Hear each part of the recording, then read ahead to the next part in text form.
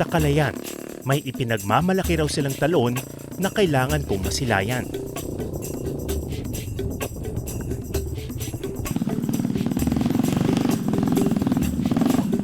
Ito pala ang chismis. Mukhang haba-haba pa to.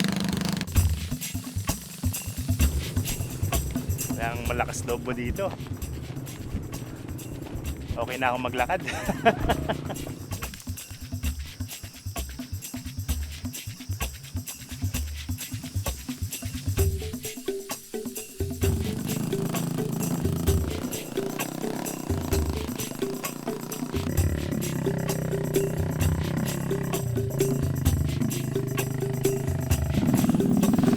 Hindi na tayo makakasakay dyan, boss eh.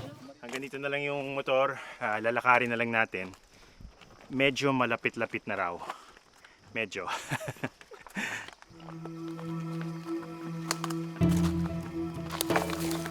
Ay, ayoko na.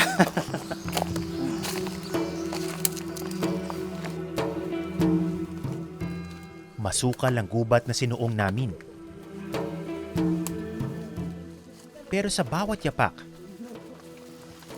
palakas ng palakas ang tunog ng umaagos na tubig.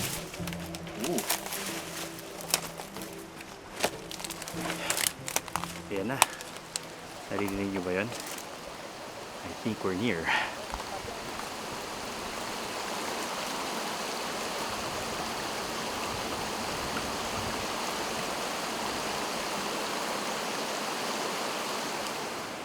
Wow! Promising. Pero relax lang kayo. Unang level pa lang daw ito.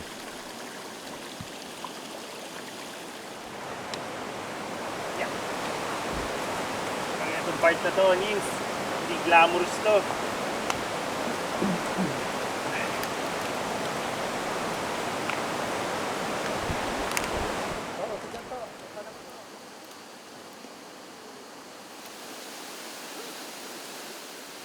Yung sinabi nila mahirap yung daan, hindi ko naman expect na ganito kahirap. Ang daming mga nagbagsakang puno mula nung nagdaang bagyo. Maraming mga makakating dahon.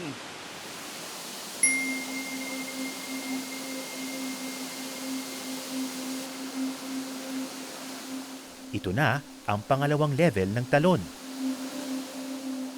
Magical! Pero hindi pa kami titigil dito. Ang problema lang ngayon, dahil mukhang di talaga pinupuntahan to, masyadong malalim yung tubig. Abot dibdib daw, so hindi ko alam kung makakalusot pa tayo.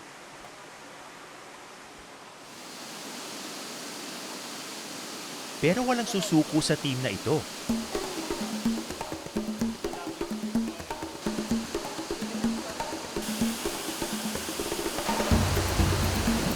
Sa wakas, matapos ang halos isang oras ng paglalakad, naabot na namin ang taas ng Nagsarmingan Falls.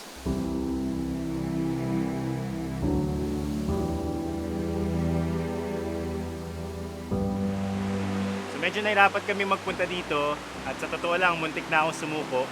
Pero totoo namang worth it, itong talon na ito. This is an example of nature at its best, raw and untouched. So I want to enjoy this moment.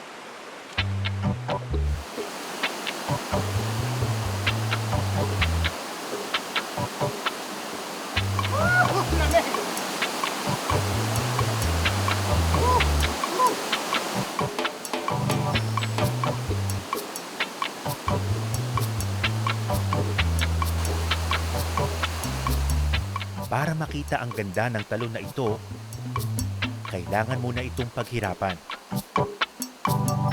Ganito rin ang Kalayaan at ang mga isla sa Babuyan Group of Islands. Marami bang bisita dito?